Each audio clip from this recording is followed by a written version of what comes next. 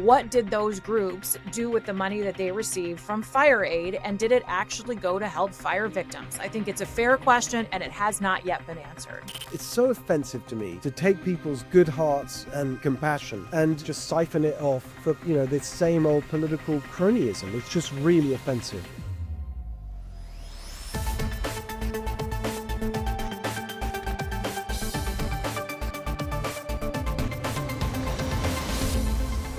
Hello, everyone. Welcome to the Steve Hilton Show. This week we have some great conversations for you with the guy I met on the road, Javier Lopez. He is running for Congress in the tightest district in California, or at least it was until Gavin Newsom and his cronies came up with their corrupt and crooked redistricting scheme.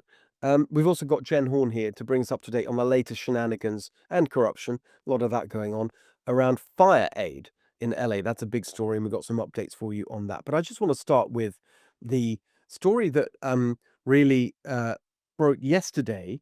We're taping this on Tuesday morning, the 26th of August, a very important day because yesterday, the 25th of August, was my birthday. And on my birthday morning, I happened to be waiting to join a news show. And as often happens, President Trump was carrying out a signing of executive orders in the Oval Office, and he got talking not just about the executive orders he was signing, but about a whole range of other issues. And this happens very often, you break into the news and you're waiting to go on. And so I happened to watch pretty much all of it. And it was so fascinating to me, not just the specifics of what the president was talking about in this Oval Office executive order signing ceremony, but the way he went about it. And I just want to pick up on a couple of things. First of all, on the specifics, he talked about his executive order. The reason for the event was signing an executive order on a range of crime-related issues. The highlight, the headline really was cash bail. And this has been something that has been such a massive problem in California and in many other blue states. As part of the left's criminal justice reform movement, they have been working hard to eliminate cash bail. And the reason for it that they give is that it is discriminatory, it's against equity, because it means that rich people can avoid being in jail while they're waiting for their trial to begin, whereas people without money are stuck in jail because they can't afford the bail, etc., etc. So it's all driven by the equity arguments that we got so used to over the years from the left. But what's the consequence of this? What it means is that basically you've got a situation now in many parts of our country, certainly in California. This is exactly what has been happening with the crime explosion in places like LA and so on, where basically you've got the equivalent in our cities domestically of what we saw at the border with Joe Biden under his disastrous regime, which was this phrase we got used to hearing all the time: catch and release, catch and release. And that happened at the border, where enforcement would catch someone coming in illegally, but they knew that nothing's going to happen, so they just basically released them into the interior, and you never hear from them again. And that's why we have this explosion of illegal immigration. Same story with no cash bail, because what happens is someone gets arrested, they go, they get processed, and then there's no bail because this has been eliminated, no cash bail, and so they're just released. And what that means is you've got often dangerous, violent criminals. And they say that this doesn't happen, and they claim that when you have someone who's a real, it's up to the judge, and if there's someone who's a real risk of carrying out a dangerous crime or violent crime, then they don't let them out. Not true. And you see it time and time again. But LA is the worst because of the scale of it, and we had George Gascon there, just releasing criminals. And it's not just that in that individual case, the criminal is caught and then released, and then is back out on the streets. And you have many stories of repeat offending where, someone's brought in for something, and then literally that same day they're committing another burglary or violent crime or an assault or whatever. There's many stories like that. It's deeper and more pernicious than that, which is that the police, it demoralizes the police, because they think, what is the point of going after criminals, arresting people, going to, putting ourselves in danger, at risk and all that, if they're just going to be let out again? And I hear that all the time from police departments, police officers, and those in law enforcement who just say it's completely demoralizing, this whole thing. And so what we saw from President Trump was a very strong executive order. Of course, policing and law enforcement, very decentralized. He doesn't run a police function in the states and in the cities. But what he did announce was an executive order that any entity, any government any city, county, whatever, that has eliminated cash bail and has these disastrous policies will see their funding from the Department of Justice reduced. Pan Bond, he's going to implement that. We'll see how it goes. But what was really striking was that it's another example of, and there's really another parallel with the border, I think, which is just as President Trump, with his incredibly strong, quick action on the border, really showed up the Biden administration's utter calamitous incompetence and willful ideological open borders obsession by just closing the border. And everyone said, oh, you can't do it. And Biden, remember, he said, can't do it, you need legislation, all this. And Trump did it practically overnight. And you've now got, illegal crossings down to 0, and no one's ever seen anything like that at the border. And it's just a fantastic example of strong executive action. And by doing that, he's not only solved the problem at the border, but he's also highlighted the total failure, avoidable failure of the previous administration, the Democrat approach. And in the same way, with this executive order on cash bail, he's highlighting the failure of Democrats who they wring their hands, there's nothing we can do. And just as, we're seeing now in DC, where, a couple of weeks ago, President Trump said, right, we've had enough. This is our nation's capital. This crime wave that's going on here is completely unacceptable. We're going to really clamp down on it. He's done it. You've had the longest stretch of no murders that anyone can remember, and so on. He's just showing them up by just doing things that are common sense and practical, and revealing that all this talk and all this ideological nonsense from the Democrats about the causes of crime and this and that, just rubbish. You just need strong, practical, common sense action. And that's the broader point I really wanted to make about that Oval Office event yesterday, watching the whole thing. It really emphasized that aspect of President Trump, the pragmatic, practical, problem-solving business guy on issue after issue. He was talking a whole range of things: foreign policy, domestic policy, economic policy, the tariffs, Ukraine, whatever. There was just this incredible sense of someone who's sitting there in complete command of the machinery of government, who understands how to use power and is using it not to pursue some kind of ideological agenda, but just to solve problems. And you'll try this, and if that didn't work, you'll try that. And he's just very open about it, very transparent, particularly about the Ukraine war and how and Russia and Putin and all of that. And he's just, letting us into his thinking, explaining what he's doing. Um, and it's so refreshing to me. It's such an absolute revolution to what we've had before from both parties, where you have these politicians that just talk in a completely different language, in the language of politics and ideology, and making political arguments. And Trump just nothing like that at all. It's incredibly simple language, incredibly practical, not ideological. It's not left wing or right wing. This is why I think the Democrats have such trouble really dealing with Trump, because they don't know how to approach this, because he's not ideological. He's not like the Republicans of the past, that they sort of understood what kind of political framework to put them in. He's not like that. He's just solving problems.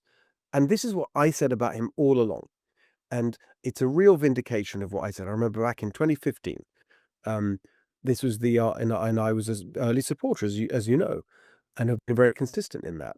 And I said at the time, he's a problem-solving business guy. He's just going to approach things from a practical point of view, and that's what we're seeing. And he is solving where he's got free reign. For example, with the border, he really is solving the problems, um, as we've seen.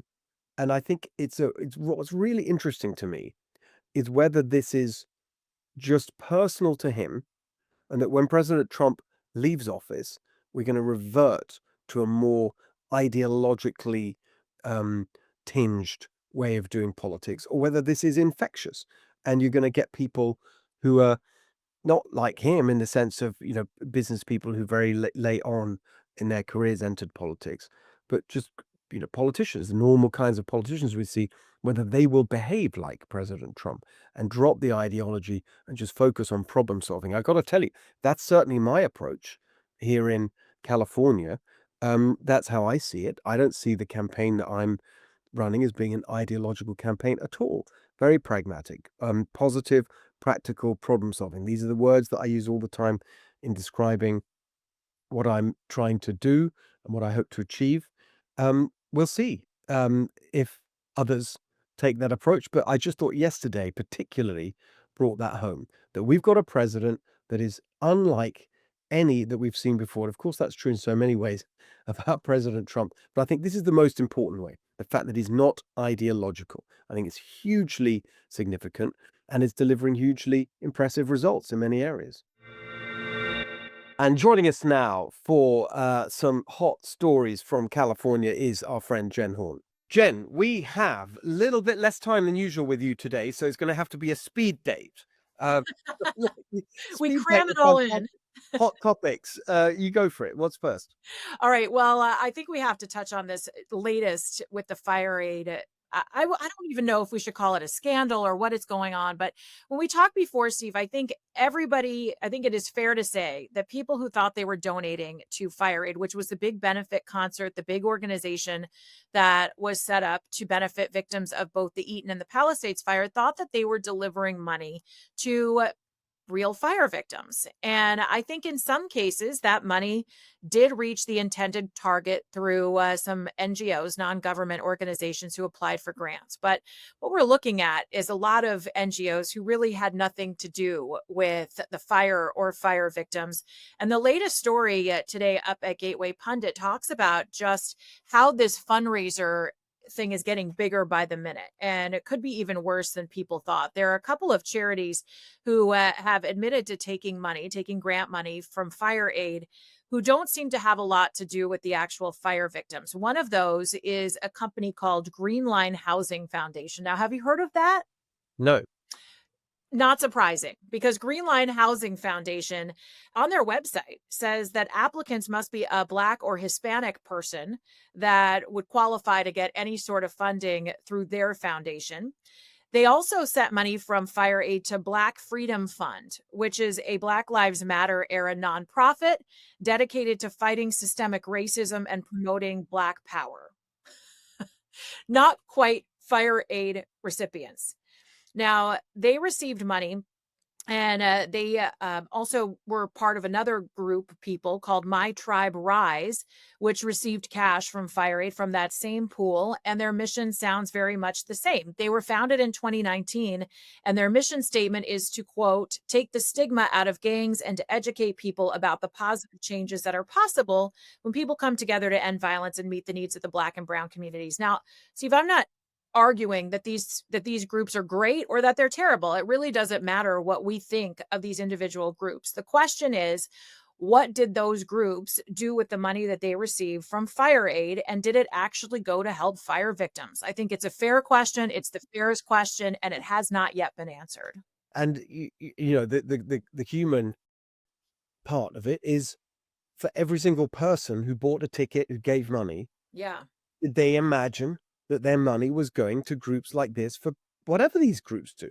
No, not a single person would have imagined that. It's so offensive to me to take people's good hearts and compassion and, just siphon it off for, this same old political cronyism. It's just really offensive. And it's interesting now because, your podcast, my radio program, independent journalists have been really kind of blowing the whistle on this scandal, but now it seems that it's actually falling into being compelling enough for the mainstream media to actually investigate.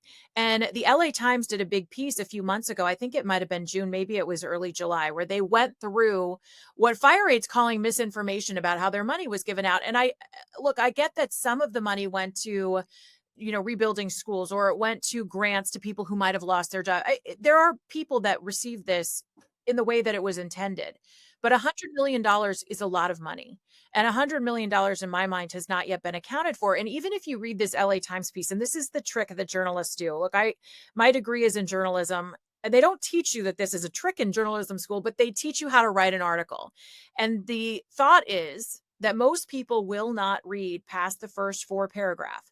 So you have to answer who, what, when, where, why, and how, and give someone a quote within the first 4 paragraphs because they assume that people will never read to the bottom. So what I'd like to say is that you should read from the bottom up, because that's really where they bury the good stuff, is at the bottom. And that's exactly what the LA Times reporting did. So they talked about some of these organizations that were using money in the way that you would expect fire aid money to be used. But then they also say, and I'm paraphrasing here, $100 million is a lot of money. Not all of it has been accounted for. In fact, only the first round of grants, which I think was about $25 million, has actually even been looked at by the LA Times. So you've got all of this money, and this is what people do. And I don't even want to say it's people on the left, because sadly, it is career politicians who create these huge slush funds for themselves, so big that no one could ever manage where all the money goes. And this is how they enrich themselves, their friends, organizations that support them. And we never are the wiser as taxpayers or as people who just want to do the right thing because we see people suffering. We don't get any accountability. So again, my point is, I'm trying to be as reasonable as possible when it comes to this story, Steve. If you got the money and you got it for the right reasons, just tell us where it went. Tell us who you helped. And I think that people will be a lot more trusting about donating in the future if that happens, if that kind of accountability and transparency actually happens. Who's making the decisions about where the money goes? That's the Annenberg Foundation, which is pretty notoriously liberal. I think we could all agree on that. Fire Aid, from the beginning, said that they were not going to be the ones passing out the money, that it was going to be distributed in grants by the Annenberg Foundation. Sadly, what I think, and this is true because as I always put myself in the shoes of the people who are handing over the money. And when I am touched by a compelling story or by a group that is asking for a donation, it's always a personal story. And in my mind, that my money, I open up my purse and that money goes directly to somebody who needs it. And I think what we really have to remember is it's important to look at our charitable foundations. Tunnel to Towers does a great job at this, where a large part of the money they collect doesn't go to overhead. It goes straight to people who need it. But I think we need to make sure that we're actually getting accountability for the money that we throw in, not only to charitable foundations, but then also to these groups that are contracted to distribute the funds, because Annenberg was allowed to give 4 pools essentially of $25 million each. And all of the stuff that they're calling misinformation right now has really just not been investigated. So that's why we need to see a full list of who received the grants and then what those charities or NGOs did to distribute the funds directly. Well, we're going to stay on it. I know you will, and I will, because it's outrageous. Yeah, it's important. And we also want people to trust us, right? With their money. You want people to trust where their money's going, especially when they're trying to do something philanthropic. All right. So also, and I know you've been on this a lot, this week marked the 22-year anniversary of Gavin Newsom's promise to solve homelessness in 10 years, right? You heard about that? So let's celebrate another anniversary. So the high-speed rail was supposed to be completed for $33 billion in 2020. Well, obviously, we know that did not happen. We're in 2025, and now we're hearing that for a mere $33 billion more, we can have a piece of the track completed in Central California by 2032. That was a story that came out just about a week or two ago. Well, the latest from the High Speed Rail Authority is that if you want that whole train finished, Stephen, I know you do, from San Francisco up to Los Angeles by 2038, God willing, we're all still here, it'll only cost you, it's a bargain rate of $87 billion. What, on top of the 30? Yeah, that would for the middle part of the track. So 87 billion total. If you want LA to San Francisco, they've already spent, as a reminder, like $100 billion on this project. It is grossly underperforming, right? It was supposed to be done in 2020. Now we're looking at 2038, 18 years after its completion date, with hundreds of millions of dollars that have been poured into this, taxpayer money and beyond. And, President Trump took back some of the money from the high-speed rail project. He had done that during his first term. And then Joe Biden and the worst transportation secretary ever, Mayor Pete, who was called Mayor Pothole, that was a great one. They gave the money back and then some to Gavin Newsom to put back into the train project. Well, just to put it side by side with the project that will actually work, there is a private effort underway that is looking for federal assistance to do a train between Southern California, I think somewhere around Rancho Cucamonga, and Las Vegas. That train will actually work. People like me who don't want to be sitting on the 15 freeway on a Friday night trying to go see a show in Vegas are going to look into a train like that. That's a project that actually has legs. There's federal funding that Joe Biden gave to that project that President Trump did not claw back. So there's a lot of folks who say, well, Trump just is trying to punish California. He's trying to claw back everything. No, he's trying to pull his money out of useless projects, or our money out of useless projects. The federal money has stayed in that Vegas project because it actually has a future. Didn't they announce this week some kind of, like, what was the Palmdale thing? They announced something to do with Palmdale. That they were gonna try to, well, that would be where the Los Angeles station is, because you see, they promised us that it would be LA to San Francisco. Well, what they've discovered is that we have these pesky things called mountains, and we have a lot of homes in the way, so it's really hard to build a high-speed track. Can you imagine just saying, "Oh, excuse me, eminent domain coming through. We're gonna build our high-speed rail right into the center of Los Angeles." So now they're saying the closest you'll even get to Los Angeles is Palmdale. That's the closest they'd be able to get you into the city. That would be the end point if they're even able to complete the project. That's like an hour and a bit drive on a good day. Yeah, on a good day, not in rush hour. Yeah, I I mean, mean, I've done that it's a drive, but, disaster. it's just for those who don't know, it's the other side of the mountains, it's the high desert, we call, like, it's just Lancaster's right there. Uh, it's I'm just just curious to know, you're running, I mean, obviously, you know about the governor's race, Steve, because you're running for governor.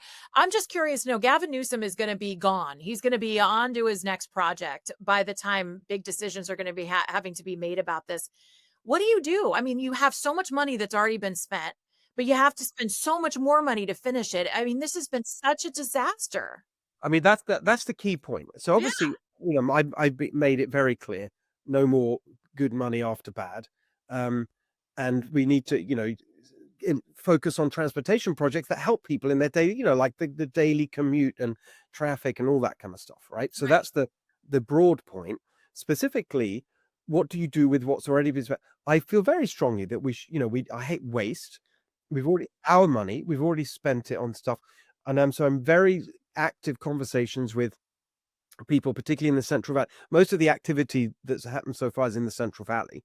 And as people point out, that's the easy flat part. I mean, that's taken forever and cost a fortune, and they couldn't even get that done. But things have been built. And so what I hear most from people there, and I'm still having these active conversations, is, what do we do? What's the sensible thing to do? Is use what's been done there for an enhanced Amtrak service, helping the Central Valley, and just leave it at that. And you don't and just completely abandon the LA San Francisco thing, because also, who wants it? I mean, it's not even in their best projections. It's worse than just for people who want to make that trip. You can fly, and the prices are very competitive. South. Do you know what I mean? It's just completely Yeah. pointless. No one wants this. If you're a train person, you would ride that high speed rail one time for the novelty of it. But if you're looking at how long it would take you to get from LA to San Francisco, and then you look at the cost of what it would take you, I mean, this project's going to not only cost so much money, but it's going to lose money for years and years and years and years. It's never going to make up its money. It's never going to be profitable because people can fly cheaper and faster than you could even taking this bullet train. That's why it's so smart that this Vegas leg from LA to Yeah, Vegas makes Brightline. Yeah, I know the people involved in that. I agree with you. That's a good one. yeah, and People. I think that's why it makes sense, because you look at it and you go, okay, this is going to get congestion off the roadway, which the green initiatives love, the green people love, right? It's also going to be quicker. People don't have to wait in traffic. The price will be competitive. And I'd imagine that they can make a lot of the price. They can recoup it with sponsorships. I mean, think about the opportunities for casinos to advertise Yes. aboard this train. That's what they're going to want to do Yeah. is It's gonna they'll be a make really money with fun train. it. I'm really excited about it. I And they know. and you read some of the stuff that they putting out, for example, that, you can get on the train with your bags, and then they're delivered to your hotel room. You don't have to think about it. It's just a really great service that enhances life, That's which is right. better than what we have right now. Whereas this ridiculous high-speed rail thing is like, it's just, who wants it? It's worse. Anyway, one last thing on this. Yes. What's hilarious is just the classic sort of corrupt Democrat machine. All the Democrat governor candidates have ended up saying they're going to keep going with it. They Why? have to. They Because have the to. unions are telling them, and all these, the environmental groups, all the people that really run the party, they're all saying you've got to do it. So even the closest person I think that came close to saying, well, maybe we should think about it, was Katie Porter. There was some kind of Democrat union like forum or something, all the candidates were there a couple of months ago. And what was so hilarious was they all said yes, and she gave a kind of maybe answer. Within hours, they got at her and she corrected it and put out a statement. Oh no, we must build this thing. It's so pathetic.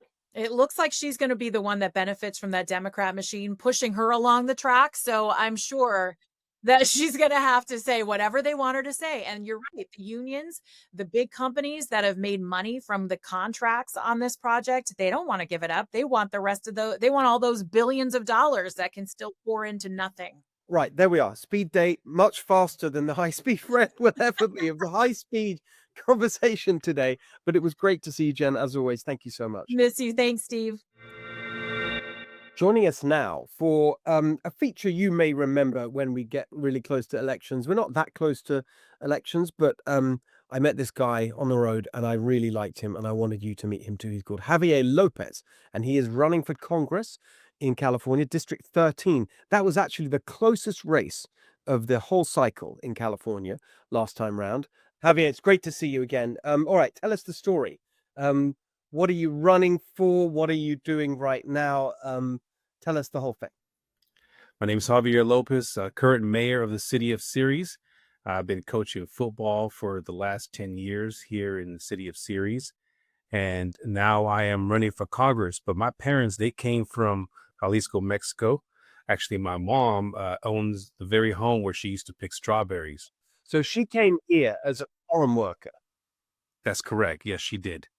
And she was very young. She was 16 years old. Her brothers came out here on work visas and they worked here at the local farm. And it's very interesting to see that my mom has came a long way and she actually has a home on the very same place where she used to pick strawberries.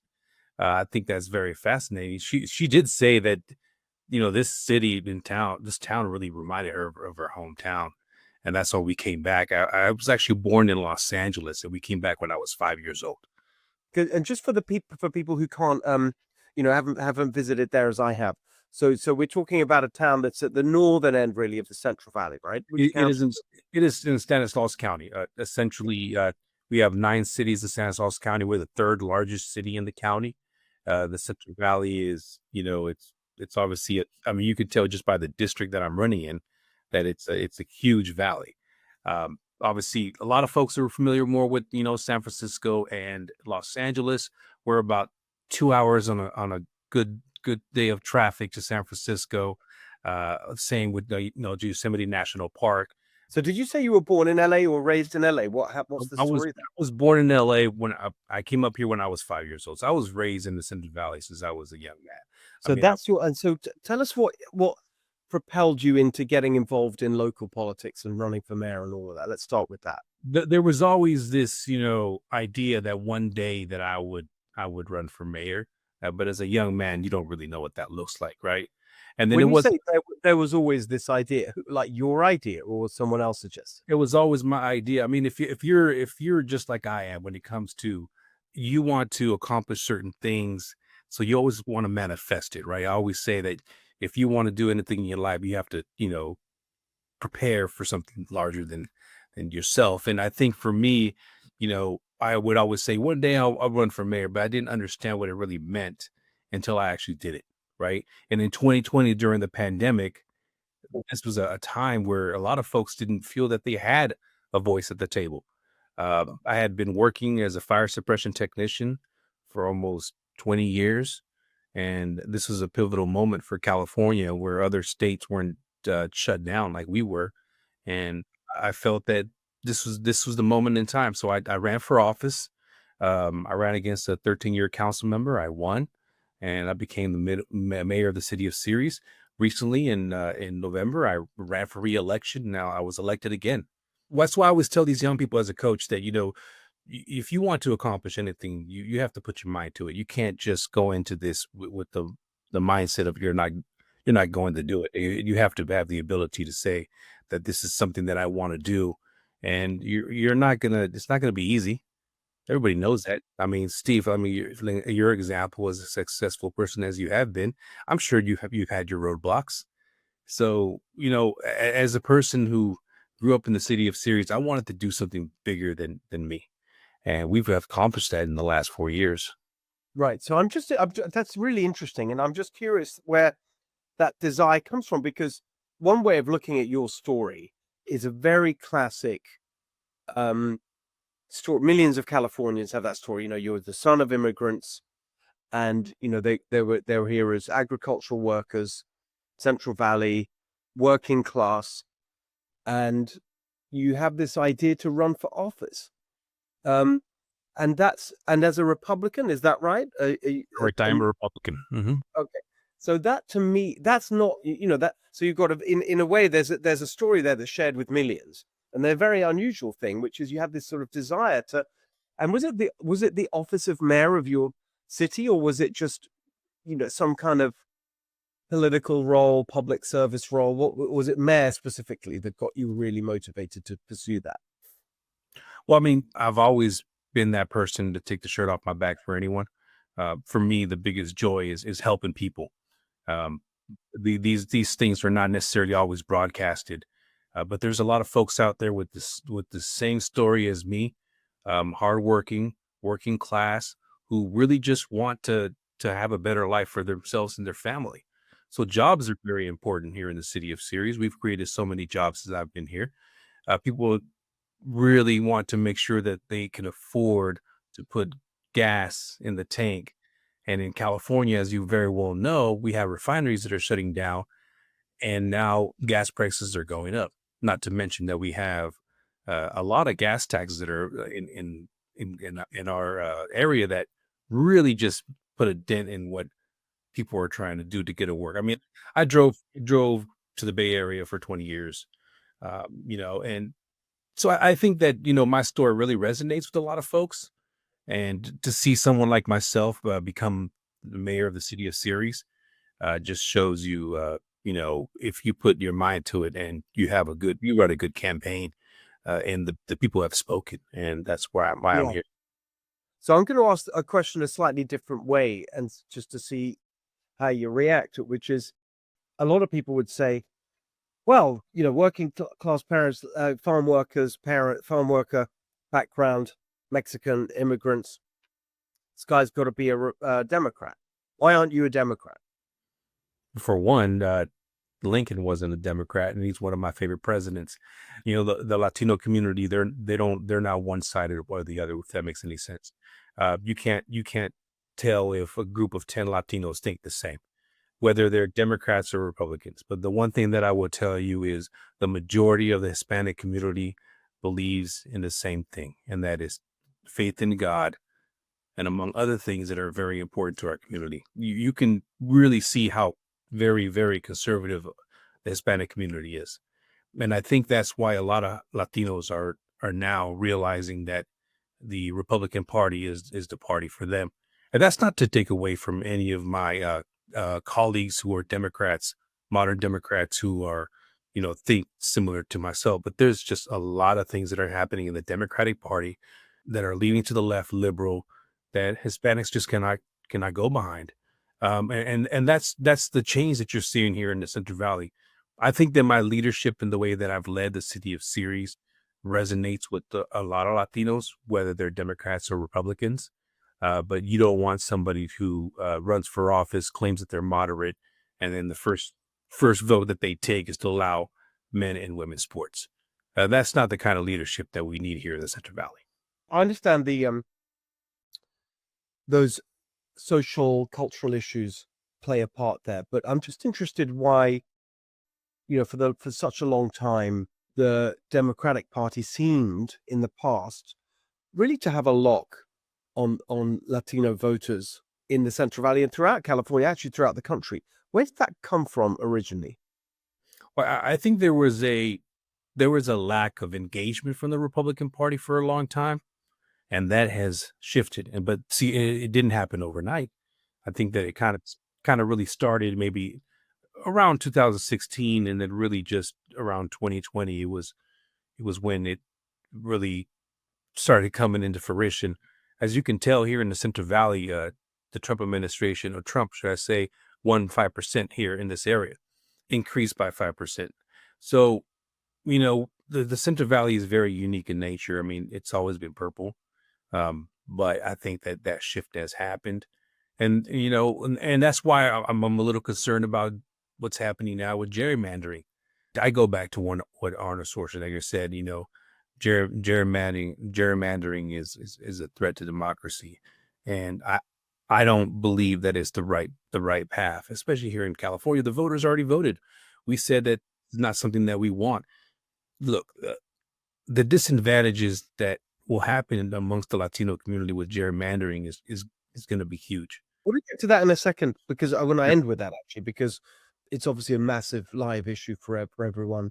It's a big thing now in California with now that it looks like we're heading towards this ballot initiative and so on. But I just want to go back to this question of the Latinos. It's been such a big topic of conversation. People have been trying to understand it. Lots of books have been written about it and so on. You said that the change really happened. You noticed it around 2016. Of course, that's when Trump came on the scene. What is it about Trump? And many other people have made that point. What do you think is about Trump that kind of attracted Latino voters to the Republican Party in a way that they hadn't been before? It was someone who came and said the things that he wanted to say and what the people wanted to hear. And during that time, I'll be honest with you, I think that the economy benefited me. I made the most money that I ever made in my career during that time. And for the Hispanic community, that's very important. It's very important for us to have stability and to have that opportunity to purchase homes. And that's one of the things that were very, very important for the Hispanic community. We saw what happened when the Biden administration came into play, and the voters have spoken. And that's why we are where we are today. So you think that it was originally, if I can, sort of summarize what you're saying, an economic driver with Trump, but now it's more of the social and cultural issues. Is that fair? I think at the end of the day, what's important for people on the ground, even people who don't even care about politics, is how are they going to put food on the table? Less government intervention in their lives. People focus more about how much gas prices are than they care about other things. So when the economy is growing and when things are booming and business entrepreneurs have the opportunity to invest into their business, that's what drives the focus. Those are very key important things. That's why you have to understand that when we talk about the Hispanic community, you can kick the can down the road and you can tell them what they want to hear, but empty promises don't go a long way. And a lot of us are tired. And that's why I think, when I brought up gerrymandering, that disproportionately doesn't benefit the underserved community. And that's why I think that's going to be a very difficult challenge for our governor to push that narrative, because from what I'm hearing is it's not a very popular thing at the moment, No, right? a very difficult challenge, if we use that term, that is being discussed in relation, particularly, to the intersection of the two kind of areas that you've got such, your life experience in is the Latino community and immigration and agriculture and farm workers and so on. And that's all come together in the conversation around immigration enforcement, illegal immigration, ICE, deportation, all of that. Tell us how you're seeing that issue play out, because there's so much written about it across the country, but you're right there in the thick of it. How are you seeing that today? Myself as a mayor, I've gotten together with several elected officials up and down California to talk about immigration reform. We did it in 2022. And in 2022, we sent a letter to Senator Padilla asking, because obviously that was during the Biden administration, right? So someone who could possibly, move the pendulum on immigration reform, we submitted a letter, but unfortunately we did get only one response from staff, but didn't get an actual response from the senator. And to my point is, no matter what administration is in office, continuing to kick the can down the road on immigration reform is why we are where we are today. but we don't have it, and it looks like we're not going to get it, and that's because Congress is completely dysfunctional, and that's that's the situation. On top of that, you now have an administration very forcefully arguing that illegal immigration needs to be addressed directly, and the conversation is, yeah, everyone can agree we've got to remove illegal immigrants who are criminals, but then the contentious part, I mean, by the way, Democrats may say they agree with that, but they didn't do it, so whatever. But the contentious part in terms of the conversation is illegal immigrant. The classic story: illegal immigrants been here many years, working hard, good people, in every other respect, members of the community, loyal workers to a company or whatever. The argument is, I'm just putting the point of view from Democrats. Trump's ICE raids are targeting farms and kicking out people who are good people who should be here and should be left alone. And our ag industry couldn't even survive without illegal immigrants. So what does he do? Just get into that a little bit. Well, see, that's my whole point. The reason why I brought up this story is because if we would have tackled this issue years ago, we wouldn't have people that are waiting in line for 20 years to become citizens while people are seeking asylum. I think, in a sense, a pathway to citizenship, but the right way should be on the table. You have a lot But of when you say that, many Republicans say, well, that's amnesty, and that No, incentivized. that's not what I'm saying. So let me elaborate. So obviously, right now, depending on the visa application that you apply to, there is no way, in a sense, to through that process become a citizen, if that makes any sense, regardless of the visa that you apply for. So the pathway to citizenship, in my personal opinion, you have to do things the right way, right? So I'm not saying that what the Democratic Party has suggested is the right thing to do. I think what's important is that we need to understand, as a Republican Party, that we have an opportunity to show everyone that we are the party of common sense, and that's exactly what needs to be applied here. I mean, if you look at the Central Valley, they need the farm laborers to help in this whole process of feeding the world. But for us to continue down the path that we've continued in ignoring the issues, it just basically compiles, and that's the reason why we are where we are today. Let's just not ignore the fact that, I've always been supporting law enforcement, and we cannot continue to allow sex trafficking to happen in our communities, in which the Latino community adversely is affected by that, especially on border cities that are being affected by narco trafficking. I mean, that's something that completely ignored. And the fact that that is going down, and many have said that fentanyl is down, and that's a huge crisis for the community, is a big win.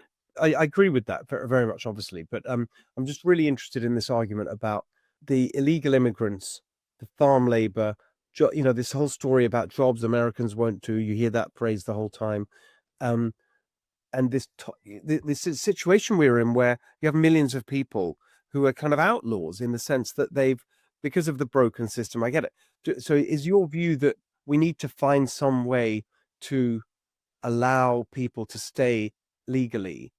But I just don't know. I don't see the way through this. If Stephen Miller was here from the Trump administration, said, sorry, we may have a lot of people who are working hard, but they broke the law to come here, and you got to do things the right way. So they need to leave and come back, do it the right way. We're a welcoming, open country, but we have legal processes for people, etc. Or you saying that that's impractical because, as you see it there in the Central Valley, you just can't do that. Otherwise, this is the argument you hear from the other side, is that whole industries will just collapse. Well, the way I see it is that we are a nation of laws, and if we don't follow those rules, we won't have a nation at all. So what I'm implying is that we need to figure out a way to make it easier for those who want to enter our country to work here, to live here, versus what we have today. Yes, in Southern California, there's been a lot of deportations in ICE. In the Central Valley, you haven't really seen that because we are not sanctuary cities, right? Um, so I understand that there is a mixed bag of feelings and fear mongering happening in our communities, but that's not how we should be addressing this issue. You're not seeing, in where you are, the kind of, again, these stereotyped narratives that, like ICE agents sort of surrounding a field of otherwise innocent farm workers and rounding people up and sending grandmothers home. You're not seeing that happen. We've already seen criminals, and it hasn't been very many that have been deported. I think the Hispanic community will agree on that. That we need to make sure that we have checks and balances. But what I also believe is that if we don't enforce the laws that we have now, we won't have a country. So yeah, I mean, it's almost like I'm telling you that there's a two-part answer, right? So because if we don't come up with the common sense solution, there is no end to this, right? So the only problem that I see with the Democratic Party is that all they want to do is kick and scream. So in the end, there's an opportunity here for the party, and I want to be a part of that, and that's why I'm running for Congress to Well, let's represent. just quickly finish on that, and I want to get to that, your run and your district and gerrymandering. So what's the current district, and what's going to happen if the Democrats get their new map through? It's currently Democrat held. There's a Democrat incumbent, is there? Right now, yes. Right now, there's currently a Democrat in office. But what I will tell you this is that my leadership in my community is something that will reflect as me as a congressman. And what I firmly believe is that we need to have common sense, addressing issues such as water, addressing issues as the economy, public safety. Those are top priorities for myself. We need jobs in the Central Valley. There's a lot of folks that drive outside of the Central Valley to go to work, and gerrymandering will disproportionately affect us here in the Central Valley. And it doesn't make to me What are it's they planning to do with your district? in my district, the maps that I've seen, they'll take a little bit away of Chowchilla, Fresno, and they'll give us a little bit of Stockton. Your district become more democratic if It, nothing else it changes? essentially, yes, it will be a light blue, will be a safe seat for Adam Gray. I mean, look, your district is, I mean, it was the narrowest one, wasn't it? John Duarte lost by, I don't know, a handful of votes. 170 votes. Right, exactly. Yeah. And so now you're talking about they're taking something that was a very, very close competitive district and making it a safe Democrat district. Is that the plan? I think that's what their plan is. I just say don't underestimate the power of the voters. You can change the maps all you want, but the voters need a voice. They need someone who cares about them, who will lead them. And the Central Valley, we're just tired of being the middle child. And I think that it's a bad idea. I don't support it in Texas. I don't support it anywhere, and I especially don't support it here in California. Well, I know you're going to fight very hard, whatever ends up happening. Tell everyone where they can get involved and support you and so on. So JavierForCongress.com. Please go on our website. If you want to volunteer, go ahead and go on there and register. If you want to send us a donation, that is also great. We are working very hard. We're grassroots, and we need everybody to rally behind, because at the end of the day, this is our valley, and California District 13 needs the right representation, and we need to get all behind it. And I will fight until the end. Wonderful. Javier, great to see you today. Thank you so much. And I'll see you out there. Yes, we'll see you soon. God bless. Thank you. All right, that is our show for today. Hope you enjoyed it. Make sure you follow us on Apple, Spotify, YouTube, wherever you get your podcast. We'll be back here next week with the Steve Hilton Show, of course. And there's an amazing episode of Big Ideas Book Club that you have to check out on the future of humanity, no less. It's really, really great. Please do check that out, Big Ideas Book Club. And of course, please support my campaign for governor, stevehiltonforgovernor.com. And the final thing I just want to let you all know about, if you haven't seen it already, we've got some really cool events coming up. If you're in Southern California, near LA, Orange County, we've got a couple of really great comedy nights coming up around Labor Day weekend. So you can check all that out at hollywoodforhilton.com. There's still tickets available. They're selling out. We've got some great people coming for a night of comedy. I suspect there'll be a little bit of politics. If you want to laugh at Gavin Newsom and his cronies, hollywoodforhilton.com. I'll be there at each of these. You'll see me as well, all in aid of a good cause, electing me as the next governor of California. So please do come along if you can. If you're in Southern California over the Labor Day weekend, join us at hollywoodforhilton.com to get your tickets. See you next week.